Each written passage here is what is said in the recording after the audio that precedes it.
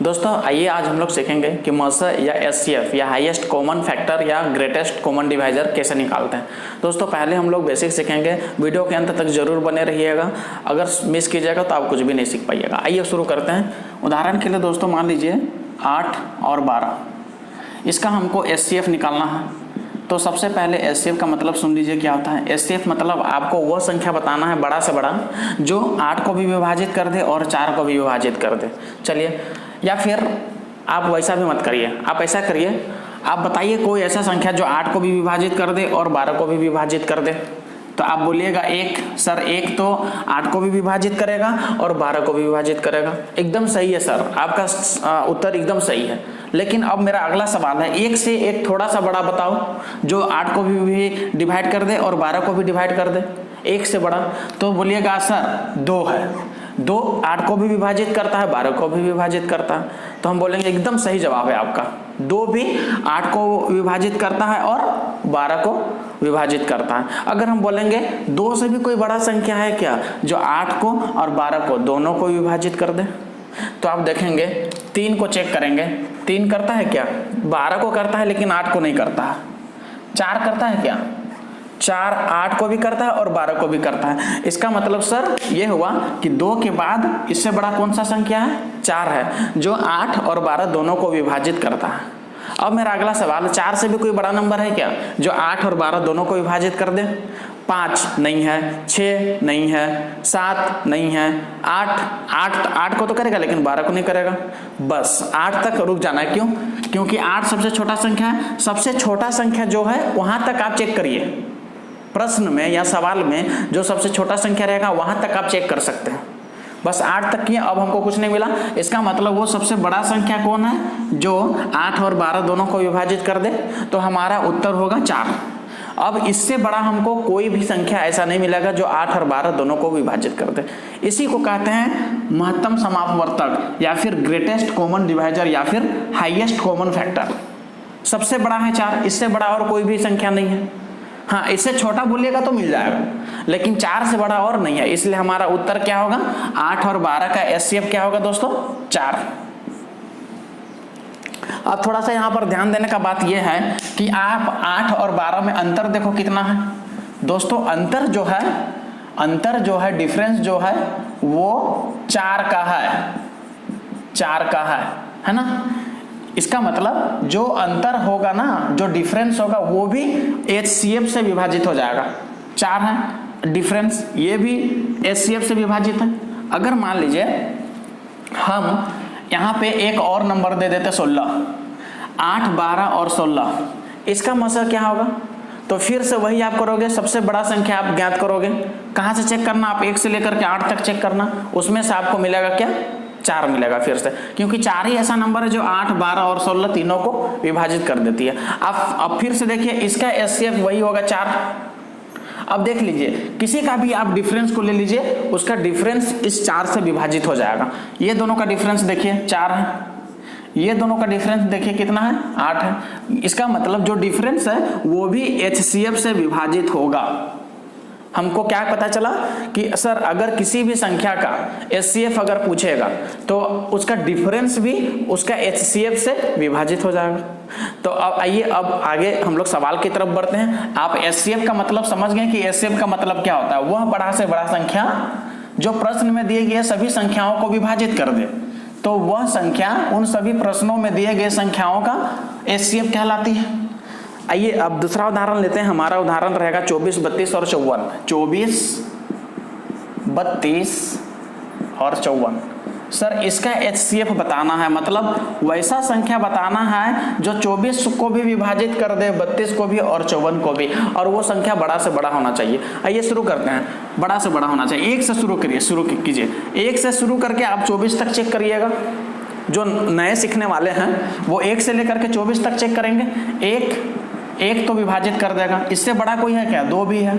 इससे बड़ा कोई है क्या, 3। इसको करेगा लेकिन इसको नहीं करेगा, तो इसलिए 3 नहीं होगा। 4 देखिए, 4 इसको करेगा लेकिन इसको नहीं करेगा। 5 किसी को नहीं करेगा, 6, इसको करेगा, दोनों को नहीं करेगा तो 6 भी नहीं होगा। इस प्रकार आप देखेंगे 7 भी नहीं करेगा, 8 भी नहीं होगा, 8 इसको नहीं करेगा, 9 भी नहीं होगा जो सबको विभाजित कर दे, 10, 11, 12। इस प्रकार से जब आज 24 तक जाइएगा तो आपको एक भी संख्या ऐसा नहीं मिलेगा। तो सबसे बड़ा में क्या मिल रहा है भैया? 2 मिल रहा है। 2 से बड़ा आपको एक भी ऐसा संख्या नहीं मिलेगा जो 24, 32 और 54 सबको विभाजित कर दे। तो इस केस में हमारा HCF क्या हो जाएगा? 2। अब देख लीजिए, आप किसी का भी डिफरेंस लीजिए, वो डिफरेंस ना इस 2 से विभाजित हो जाएगा। ये दोनों का डिफरेंस कितना हो जाएगा? 8, 2 से विभाजित है। ये दोनों का डिफरेंस कितना हो जाएगा? 2 और 2, 22 जो कि इस 2 से विभाजित है। ये दोनों का डिफरेंस कितना हो जाएगा? ये दोनों का डिफरेंस हो जाएगा 0, 3, 30 जो कि इस 2 से विभाजित है। इसका मतलब साफ निष्कर्ष निकलता है कि जो भी संख्या का डिफरेंस होगा वो डिफरेंस या वो अंतर भी मसा से या HCF से पूरा विभाजित होगा। ठीक है, क्लियर? अब आइए आगे सवाल की तरफ बढ़ते हैं। अगला हमारा सवाल है, आप खुद से आप मुंह जबानी आप बता दोगे, पेन और पेपर लेने का भी जरूरत नहीं होगा दोस्तों। हमारा प्रश्न है 108, 36 और 90, इसका HCF फाइंड करना है, मसा निकालना है। तो अब हम क्या करेंगे? डिफरेंस देखेंगे। ये वैसा डिफरेंस देखेंगे जहां डिफरेंस अंतर हमको कम से कम आए। अगर ये दोनों का डिफरेंस देखेंगे तो कितना हो जाएगा? 8 में 6 गया 2, 10 में 3 गया 7, 72 हो रहा है। अगर ये दोनों का डिफरेंस देखेंगे तो 18 हो रहा है। तो कौन सा अंतर कम है? 18 कम है या 72 कम है? 18 कम है। तो इस प्रकार से आपको सबसे कम अंतर वाला को चुनना होगा, है ना, जो डिफरेंस कम रहेगा वो। तो 18 है, डिफरेंस 18 है। इसका मतलब इसका जो भी HCF होगा वो 18 को पूरा विभाजित कर देगा, क्योंकि अभी हमने पता किया है, देखा है कि जो डिफरेंस होता है, अंतर होता है, उसको मसा विभाजित कर देती है। इसका मतलब इसका मसा जो भी होगा, वो 18 को पूरा विभाजित कर देगा। HCF 18 को, ये अंतर है ना, ये अंतर है। हम अभी पता किए हैं कि जो भी अंतर निकलता है उसको मसा जो है पूरा विभाजित कर देता है। तो HCF क्या होने का चांसेस है भैया?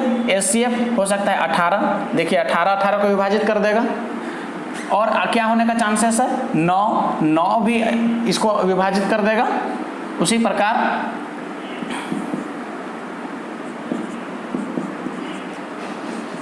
6 भी इसको पूरा विभाजित कर देगा। हो गया। इसका मतलब 1, 2, 3, 4, 5, 6 ऐसी संख्याएं जो इस 18 को पूरा विभाजित कर देगी। तो आप सबसे पहले बड़ा नंबर से चेक करिए। 18 जो है इसको पूरा विभाजित कर रही है ना। तो 18 मसा हो सकता है। तो अगर ये मसा होगा तो इसको वो पूरा विभाजित कर देगा। 18 का पहाड़ा में ये भी आएगा, ये भी आएगा और ये भी आएगा। देखिए 18 × 5 = 90 कट जाएगा। 18 दूना 36 और 18 छक 108। इसका मतलब दोस्तों हमारा मसा क्या हो जाएगा? 18। अगर 18 से अगर ये तीनों नहीं करता तो फिर हम 9 से चेक करते हैं। इस प्रकार से आप घटते क्रम में आप चेक कीजिएगा। सबसे बड़ा, फिर सबसे छोटा, फिर उससे छोटा, फिर उससे छोटा, ऐसे आप चेक करिएगा। आइए अब अगले सवाल की तरफ बढ़ते हैं। अगला सवाल है दोस्तों हमारा 363, 429, 363, 429 और 693। इसका HCF निकालना है। इसका HCF तो वही होगा ना सर जो सबको विभाजित कर दे। और हम अभी पता किए हैं कि जो HCF होता है ना सर, वो इन दोनों में जो अंतर होता है उसको भी विभाजित कर देता है। तो ये दोनों का अंतर कितना हो जाएगा? सबसे छोटा वाला को देखिए, कौन सबसे छोटा हो सकता है? ये दोनों का अंतर कितना हो जाएगा? 6, 12 में 6 गया 6, 66। इसका मतलब जो भी इसका मसा होगा वो 66 को पूरा विभाजित कर देगा। तो 66 को कौन सा ऐसा संख्या है जो विभाजित कर सकता है? एक तो हो गया 66 और एक दूसरा हो गया 2 और ये 33, फिर हो गया 3 और ये 22 और हो जाएगा कौन सा? 4 से नहीं होगा, 5 से नहीं होगा, 6 से हो जाएगा 6 और ये 11, 7, 8 और कुछ नहीं होगा। तो 66 को विभाजित करने वाले कौन सी संख्याएं हैं? इतनी। अब हम सबसे बड़ा से चेक करेंगे। 66 सबसे बड़ा से चेक करेंगे, है ना। 66 इसको विभाजित कर दे रहा है, इसका मतलब मसा होने का चांसेस 66 है। तो आप चेक करिए 66 इसको काटेगा, 66 के पहाड़े में ये आएगा, 66 के पहाड़े में आप चेक करो, 66 के पहाड़ा में ये सब नहीं आएगा, क्योंकि देखो सब लोग विषम है और ये सम है। तो सम का जब आप पहाड़ा पढ़ोगे तो हमेशा आपको सम ही प्राप्त होगा। तो सबसे पहला तो सम वाला तो होगा ही नहीं, तो ये 66 नहीं हो सकता है, 2 नहीं हो सकता है, 22 नहीं हो सकता है, 6 नहीं हो सकता है। होने का चांसेस क्या है 33, 11 और 3। तो 33 को पहले आप चेक करो, सबसे बड़ा को चेक करना है। 33 इसको काटेगा, 33 का 33 कट जाएगा, 33 का 33 और 33, 34, 35, 36, 37, 37, 40, 40, 41, 42, 9, 99 ये भी कट जाएगा। 33 का पहाड़ा ये पढ़ोगे तो 33 दूनी 66 ये भी कट जाएगा। इसका मतलब सर हमारा आंसर क्या हो जाएगा 33। समझाने में टाइम लग रहा है, आप एक बार प्रैक्टिस करोगे आपको समझ में आ जाएगा, है ना। आइए अब लास्ट उदाहरण लेते हैं दोस्तों, लास्ट उदाहरण लेते हैं जो कि बहुत मजेदार है, थोड़ा सा 4 अंकों का है, सॉरी 4 नंबर है उसमें। हमारा सवाल है 210, 423, 12-15,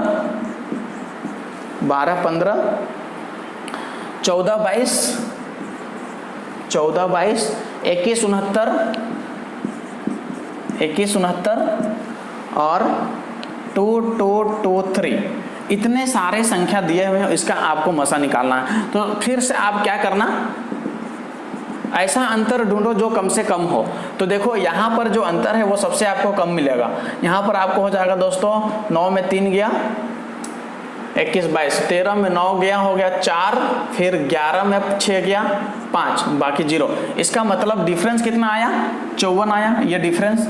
इसका मतलब जो मसा होगा वो 54 को भी विभाजित करेगा।